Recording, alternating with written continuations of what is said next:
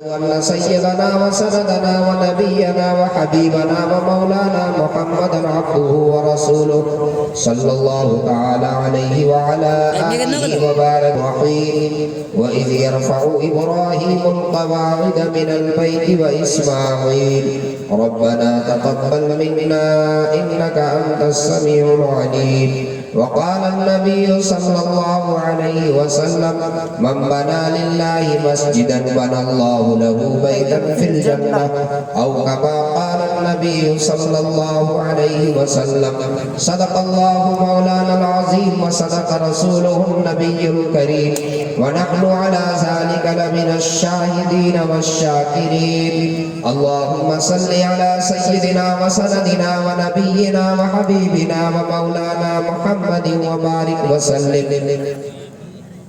عظیم المرتبت نمونہ اسلاف حضرت مولانا منیر الدین صاحب القاسمی زیدہ مجدہ جو آج کے اس جلسے کی صدارت فرما رہے ہیں اسٹیج پہ تشریف فرما موقر علماء کرام حوصلوں سے لبریز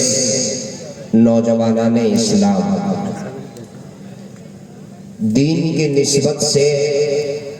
آپ سب یہاں پر جمع ہوئے ہیں یقیناً آپ کی آمد دین کی نسبت سے آپ کا جمع ہونا یہ اس دور میں جس دور میں لوگ دنیاوی مجلسوں کے طرف راغب ہیں اور دنیاوی مجلسوں کا انعقاد کرتے ہیں دین کی مجلس قائم کرنا دین کی بات سننے کے لیے جمع ہونا دین کی بات کہنے کے لیے علماء کو بلانا یہ خوش آئین بات ہے یہ نیک فعل ہے اس لیے کہ جب دین کی بات کہی جاتی ہے اور جب دین کی بات سنی جاتی ہے تو اللہ رب العزت کی طرف سے ہدایت کے فیصلے اترتے ہیں آج کا یہ جلسہ مسجد اللہ کے گھر کی نسبت سے اس جلسے کا انعقاد ہوا ہے یہ نسبت بڑی اونچی ہے اللہ کا گھر کہاں بنتا ہے اللہ کا گھر اس زمین میں بنتا ہے جس زمین کو اللہ رب العزت نے اپنے گھر کے لیے منتخب فرمایا ہے جس زمین میں اللہ کا گھر بنتا ہے اس زمین کا انتخاب اللہ تبارک و تعالی نے فرمایا ہے اللہ نے جس زمین کو اپنے گھر کے لیے چن لیا ہے قیامت تک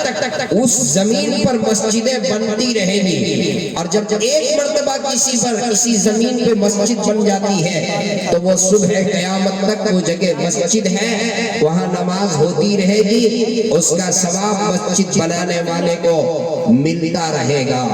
میرے دوستو پیارے آقا جناب محمد رسول اللہ صلی اللہ علیہ وسلم جب مدینہ منورہ تشریف لے گئے تو آقا نے سب سے پہلے مسجد بنائی مسجد قباء پیارے آقا صلی اللہ علیہ وسلم نے سب سے پہلے مسجد کی تعمیر فرمائی اور جب مسجد نبوی کی تعمیر فرما رہے تھے آپ صلی اللہ علیہ وسلم کے سامنے آپ کے صحابہ بھی موجود تھے صحابہ کرام رضوان اللہ تعالی علیہم اجمعین خود اپنے ہاتھوں سے پتھر اٹھا کر کے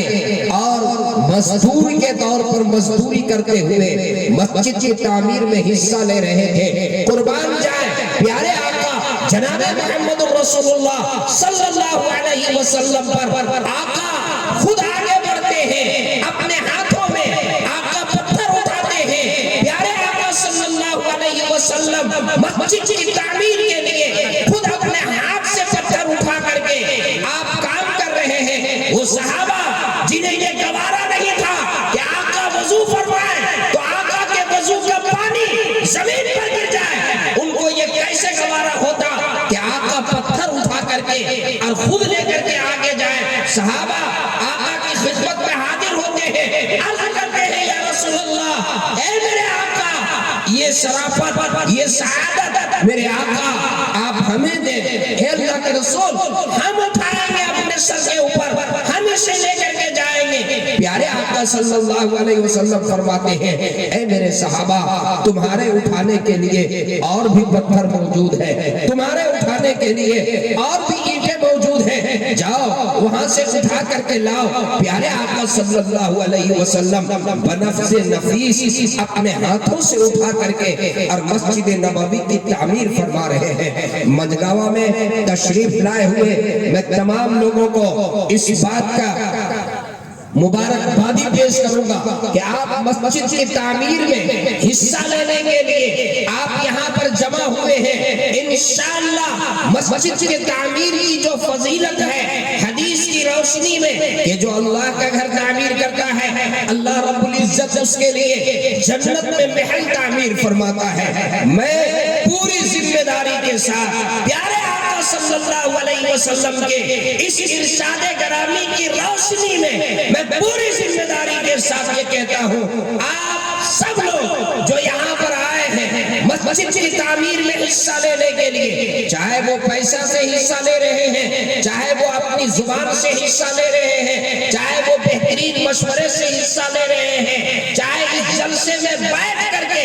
اور یہاں شرکت کر کے اور حصہ لے رہے ہیں، اللہ کے گھر کی تعمیر کا ثواب ان کو بھی ملے گا جس نے 10,000 دیا، اللہ کے گھر کی تعمیر کا ثواب ان کو بھی ملے گا جس نے 1,000 دیا، اللہ کے گھر کی تعمیر کا ثواب ان کو بھی ملے گا جس نے 500 دیا، اللہ کے گھر کی تعمیر کا ثواب اس بہن کو بھی ملے گا جس نے کنگن اتار کر کے دی، اللہ کے گھر کی تعمیر کا ثواب اس بہن کو بھی ملے گا جس نے اپنے گلے سے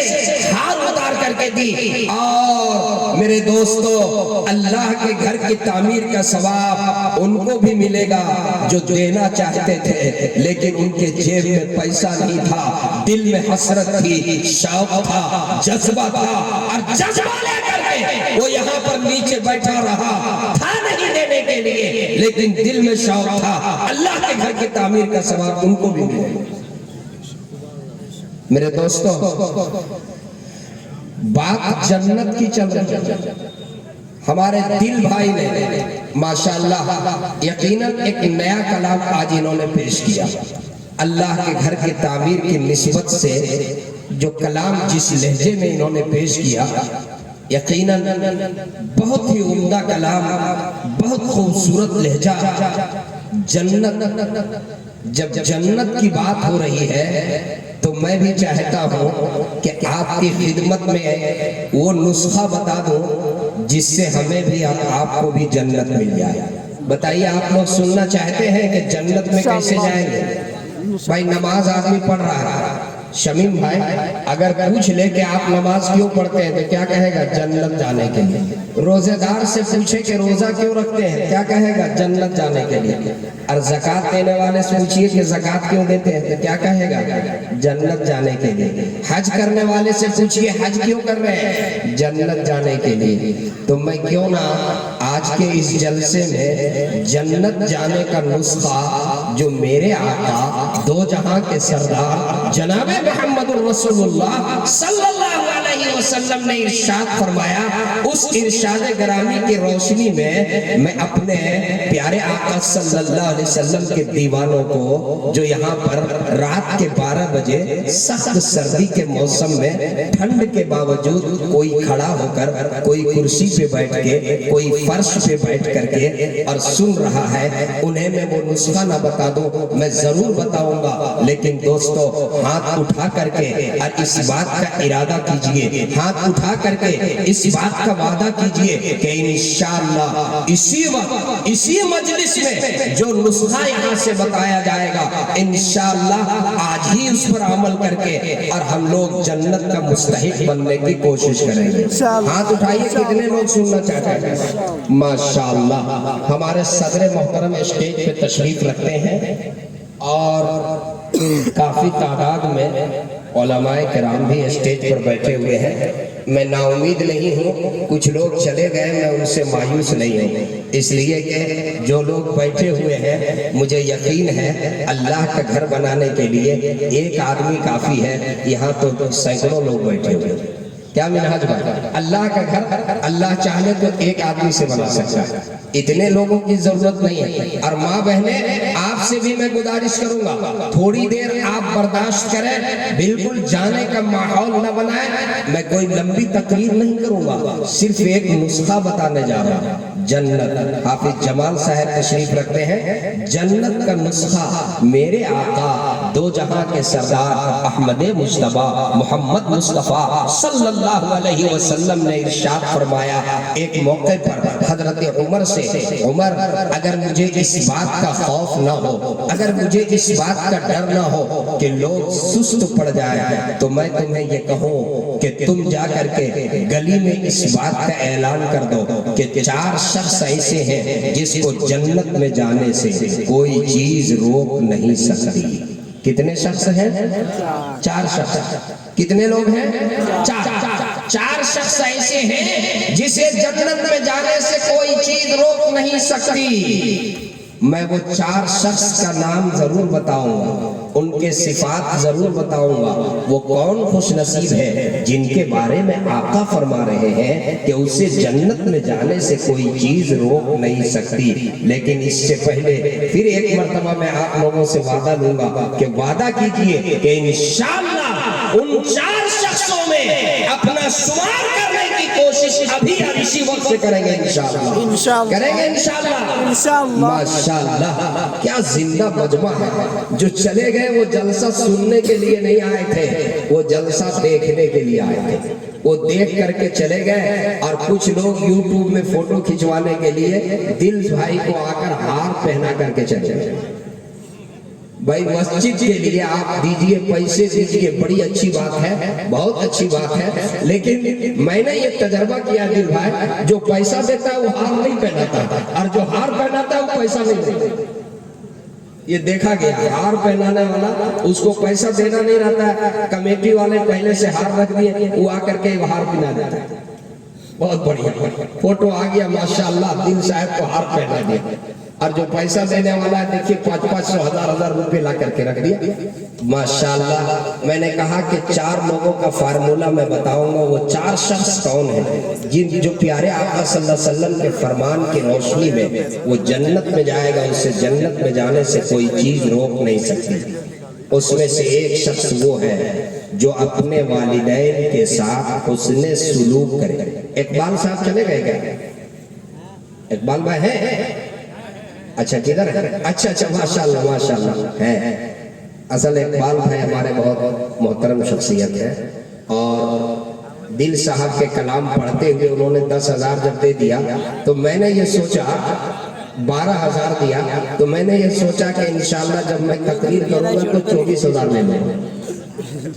اس لیے میں ڈھونڈ رہا ہوں کہ ہمارے اقبال بھائی ہیں کہ نہیں ہے۔ ماشاءاللہ پہلا شخص جنت میں جانے والا، جسے کوئی چیز جنت میں جانے سے روک نہیں سکتی، جو اپنے والدین کے ساتھ حسن سلوک کرے۔ اپنے والدین کے ساتھ حسن سلوک کرے۔ جب میں منگاوا کے جلسے کے لیے آیا، گاڑی سے اتر کر کے میں ان گھر پہ جا رہا تھا، ایک نوجوان نے مجھ سے کہا کہ مولانا صاحب آپ کی تقریر میں نے یوٹیوب میں سنی ہے، آپ والدین کے بارے میں ضرور کچھ بتائیے گا، ضرور کچھ بتائیے گا۔ اتنا ہی انہوں نے کہا، والدین کے ساتھ جو حسن سلوک کرے وہ شخص جنت میں جائے گا۔ مختصر یہ ہے میرے دوستو، جن کے والدین حیات سے ہیں، بوڑھی ماں حیات سے ہے، بوڑھا باپ حیات سے ہے، اپنے باپ اور اپنی ماں کی خدمت کیجئے اور ان سے دعائیں لے لیجئے، یہ جنت کا گھنا سایہ ہے دنیا میں۔ ماں باپ اللہ کیا عظیم نعمت ہے، اور کیا مقام ہے، کیا مقام ہے۔ ایک شخص پیارے آقا صلی اللہ علیہ وسلم کی خدمت میں حاضر ہوتا ہے اور عرض کرتا ہے، یا رسول اللہ، میں اپنی والدہ کے ساتھ، اپنے والدین کے ساتھ میں نے وہ معاملہ کیا جو میرے والدین نے میرے ساتھ کیا تھا، اس لیے کہ میں جس مرحلے سے بچپن میں گزرا تھا اس مرحلے سے میرے والدین کو بھی گزرنا پڑا. جس طریقے سے بچپن میں میری والدہ نے میرے والد نے میرے ساتھ معاملہ کیا تھا اے اللہ کے رسول اسی طریقے سے بڑھاپے میں نے ان کے ساتھ معاملہ کیا اے اللہ کے رسول کیا میں نے ان کا حق ادا کر دیا؟ پیارے آقا صلی اللہ علیہ وسلم نے ارشاد فرمایا کہ سنو یقیناً تم نے اپنے والدین کے ساتھ وہ معاملہ کیا جو والدین نے تمہارے ساتھ کیا تھا. جس مرحلے سے تم گزرے اس مرحلے سے وہ گزر رہے ہیں. لیکن سنو جب والدین تمہاری والدہ تمہارے ساتھ معاملہ کر رہی تھی ایک ماں جب اپنے بچے کے ساتھ خدمت کا معاملہ کرتی ہے جب بچہ محتاج ہوتا ہے ایک ماں اپنے بچے کی خدمت کرتی ہے. اگر بچہ بیمار ہو جائے ماں اپنے بچے کی خدمت کرتی ہے. باپ اپنے بچے کی خدمت کرتا ہے. بچہ بیمار ہو جائے بچہ مفلوج ہو جائے بچہ چلنے پھرنے کے لائق نہ رہے بچے کو لقمہ مار دے لیکن کبھی بھی ماں یہ نہیں کہتی اللہ میرے بیٹے کو موت دے دے میرے بیٹے کو پردہ دے دے. ماں کبھی بھی اپنے بچے کے لیے لنگڑا بچہ ہو لولہا بچہ ہو اندھا بچہ ہو مفلوج بچہ ہو کیسا بھی بچہ ہو ماں خدمت بھی کرتی ہے اور دل سے دعا کرتی ہے اے اللہ میری عمر لے لے اے اللہ مجھے پردہ دے دے میرے بچے کی عمر بخش دے میرے بچے کی عمر میں برکت دے دے. اور سنو جب ایک بچہ اپنے بوڑھے باپ کی خدمت کرتا ہے ایک بیٹا اپنے بوڑھے باپ کی خدمت کرتا ہے بوڑھی ماں کی خدمت کرتا ہے وہ باپ جو مفلوج ہو جس کو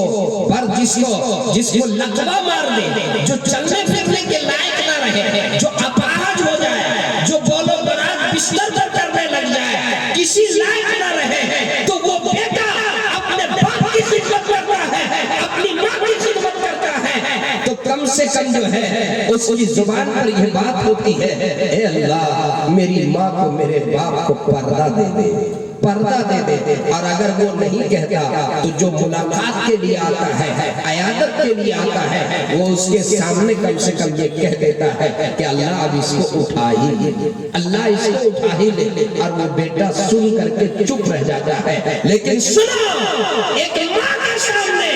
اگر بیٹا بستر کے اوپر لیٹا رہے ایک ماں کے سامنے اگر بیٹے کو لنگڑا مار دے ایک ماں کے سامنے اگر بیٹا پاؤں سے معذور ہو جائے وہ اپاہج ہو جائے وہ بستر پر پیشاب کرے وہ بستر پر پاخانہ کرے اگر کوئی آنے والا اس ماں کے سامنے یہ کہہ دے کہ اللہ تمہارے بیٹے کو پردہ دے دے تو ماں ہرگز اس کو سننے کے لیے تیار نہیں ہو سکتی ہے. ماں یہی کہے گی اللہ میرے بیٹے کو شفا دے دے اللہ میرے بیٹے کی عمر دے دے. میرے دوستو فرق ہے ایک والدین کے ساتھ بوڑھے ماں باپ کے ساتھ جو اولاد معاملہ کرتی ہے اور ماں باپ جو اپنی اولاد کے ساتھ معاملہ کرتے ہیں کیا فرق ہے؟ حدیث میں ہے کہ اگر والدین تمہارے کافر ہو تب بھی اس کے ساتھ اچھا معاملہ کرو کافر ہو تب بھی ان کے ساتھ اچھا معاملہ کرو. حضرت ابو ہریرہ رضی اللہ تعالیٰ ان کی والدہ مشرکہ تھی والد نہیں تھے فوت ہو چکے تھے بھائی نہیں کوئی رشتہ دار نہیں صرف والدہ تھا. پیارے آقا صلی اللہ علیہ وسلم کی مجلس سے جب گھر آتے تو حضرت ابو ہریرہ اپنی والدہ کے پاس آقا کے ارشادات کو نقل کرتے آقا کے فرمان کو نقل کرتے اور کہاں نقل کرتے کوئی اور رشتہ دار نہیں صرف اور صرف والدہ تھی. اور چونکہ اس وقت ان کی والدہ ایمان میں داخل نہیں ہوئی تھی تھی اس لیے ایک موقع پر ان کی والدہ نے پیارے آقا صلی اللہ علیہ وسلم کے خلاف کچھ نازیبا بات کہہ دی. حضرت ابو ہریرہ کھڑے ہو گئے، کہا امی جان آپ کی عظمت اپنی جگہ پر، آپ کی عظمت اپنی جگہ پر، لیکن پیارے آقا صلی اللہ علیہ وسلم کے مقابلے میں آپ کی عظمت کچھ نہیں۔ امی جان اب میں جا رہا ہوں، اب میں آپ کے پاس نہیں رہ سکتا۔ واپس آقا کی خدمت میں پہنچتے ہیں، آنکھوں میں آنسو ہے، مایوس ہے، مغموم ہے۔ پیارے آقا صلی اللہ علیہ وسلم حضرت ابو ہریرہ رضی اللہ تعالی عنہ سے پوچھتے ہیں، کیا بات ہے ابو ہریرہ، آج مایوس کیوں ہو، آج غمگین کیوں ہو؟ ابو ہریرہ رضی اللہ تعالی عنہ عرض کرتے ہیں، اے اللہ کے رسول، اے میرے آقا، میری والدہ کے لیے میں آپ سے گزارش کرتا ہوں، میری والدہ کی ہدایت کی دعا فرما دے، میری والدہ کی ہدایت کی دعا فرما دے۔ مسلم شریف کی روایت ہے، مسلم شریف کے الفاظ ہیں، آقا فرماتے ہیں اللہم اہدی ام ابی ہریرہ، اے اللہ ابو ہریرہ کی ماں کو ہدایت عطا فرما۔ پیارے آقا صلی اللہ علیہ وسلم ابھی دعا کے لیے ہاتھ اٹھائے ہیں، حضرت ابو ہریرہ آقا کی مجلس سے نکلتے ہیں اور تیز چلتے ہیں، دوڑ رہے ہیں، لپٹ پر چل رہے ہیں۔ راستے میں کسی نے پوچھا ابو ہریرہ دوڑ کر کیوں جا رہے ہو، تمہارا تو یہ معمول نہیں، کبھی دوڑتے ہوئے جاتے ہوئے نہیں دیکھا، آج دوڑ کر کیوں جا رہے ہو؟ کہا کہ جانے دو مجھے، میں دوڑ کر اس لیے جا رہا ہوں کہ میرے آقا نے میری والدہ کے لیے ہدایت کی دعا کی ہے، میں یہ دیکھنا چاہتا ہوں کہ میں پہلے گھر پہنچتا ہوں یا میری والدہ میرے آقا کی دعا پہلے پہنچتی، میں پہلے پہنچتا ہوں یا آقا کی دعا پہلے پہنچتی ہے۔ گھر پہنچتے ہیں، دروازے پہ دروازہ بند ہے، دروازے پہ دستک دیتے ہیں، اندر سے نرم لہجے میں آواز آتی ہے، میرے بیٹے تھوڑا رک جاؤ، ابھی میں تیار ہو رہی ہوں۔ بیٹے رکو۔ لہجہ سن کر کے حضرت ابو ہریرہ کہتے ہیں کہ لہجہ سن کر کے مجھے یقین ہو گیا کہ میرے آقا کی دعا پہنچ چکی ہے۔ والدہ جو ہے دروازہ کھولتی ہے، باہر نکلتی ہے، سر کے بال سے تازہ پانی ٹپک رہا تھا، پانی کے قطرے ٹپک رہے تھے۔ والدہ کہتی ہے بیٹا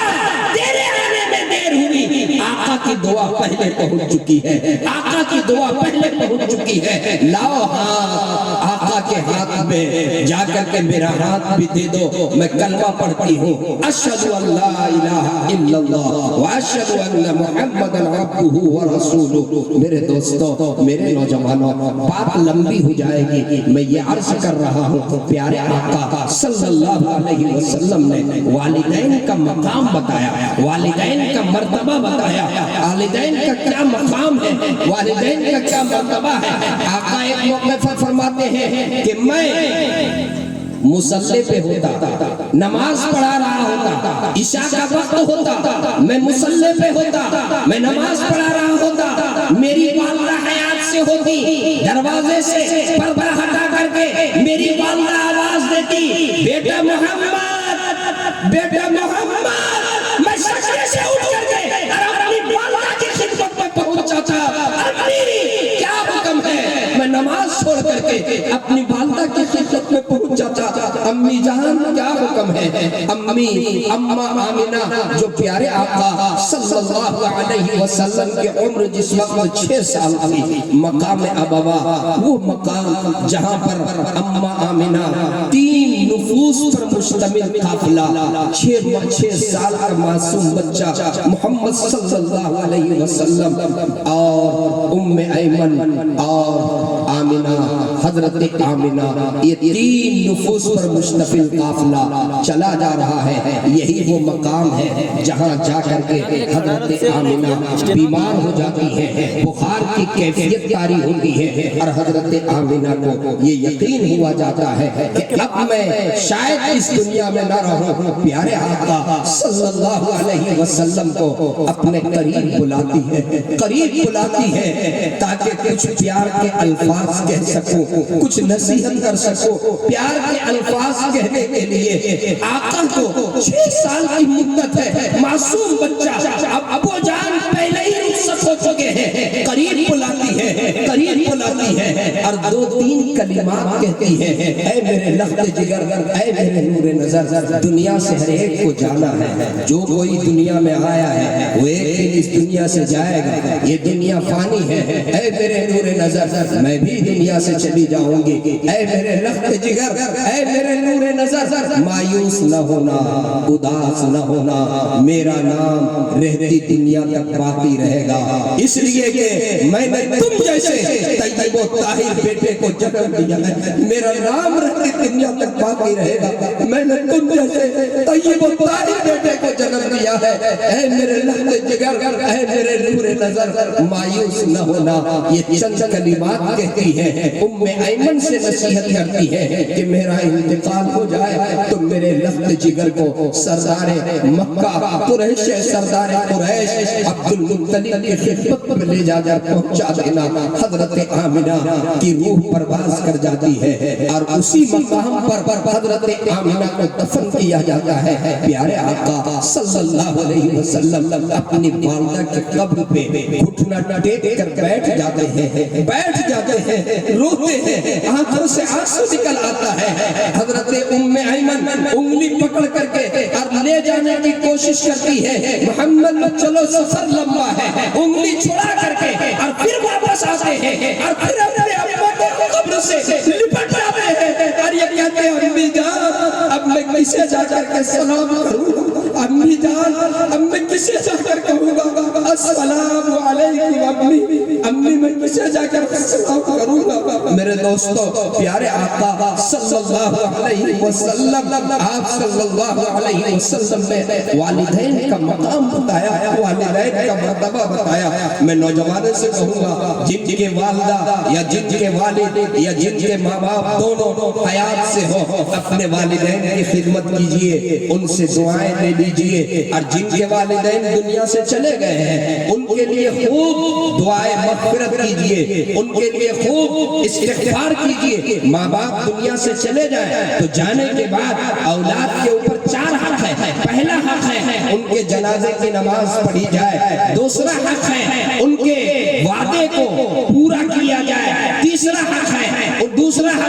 ان کے لیے استغفار کیا جائے، تیسرا حق ہے ان کے دوستوں کے ساتھ، اگر باپ دنیا سے چلا گیا تو باپ کا جو دوست ہے ان کے ساتھ اس نے سلوک کیا جائے، اگر ماں دنیا سے چلی گئی تو ماں کی جو سہیلی ہے ان کی سہیلی کے ساتھ اچھا برتاؤ کیا جائے، اور چوتھا حق یہ ہے کہ ماں باپ دنیا میں جانے سے پہلے اگر کوئی وعدہ کر لے، اگر کسی نے وعدہ کر لیا تھا کہ میں مسجد بناؤں گا، اگر کسی نے وعدہ کر لیا تھا کہ میں مدرسہ بناؤں گا، اگر کسی نے وعدہ کر لیا تھا کہ میں تمہیں 10,000 روپے دوں گا، دنیا سے چلا گیا، اولاد کا حق یہ ہے کہ ماں باپ کے وعدے کو پورا کرے، یہ 4 حق ہے، اولاد کا حق ہے والدین کے اوپر، اولاد کے اوپر والدین کا حق ہے۔ وقت زیادہ ہوا جاتا ہے، میں نے یہ وعدہ کیا تھا کہ 4 شخص جو جنت میں جائیں گے، جن کو دنیا کوئی چیز جنت میں جانے سے روک نہیں سکتی، میں اس کو پیش کروں تو ایک ہو گیا، بس اب شارٹ میں پیش کرتا، جس نے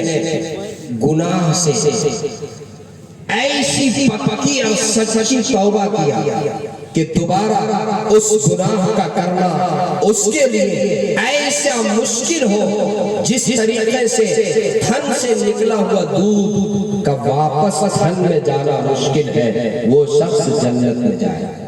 بات سمجھ میں آئی؟ ہم لوگ انسان ہیں، انسان سے گناہ ہو سکتا ہے، غلطی ہو سکتی ہے، لیکن میرے دوستو اگر گناہ ہو جائے تو گناہ سے ایسی توبہ کیجئے، ایسی سچی توبہ، ایسی سچی توبہ کہ دوبارہ اس گناہ کا کرنا اس کے لیے ایسے ہی مشکل ہو جیسے تھن سے نکلے ہوئے دودھ کا واپس تھن میں جانا مشکل ہے، وہ شخص جنت میں جائے گا۔ توبہ کے حوالے سے حضرت مولانا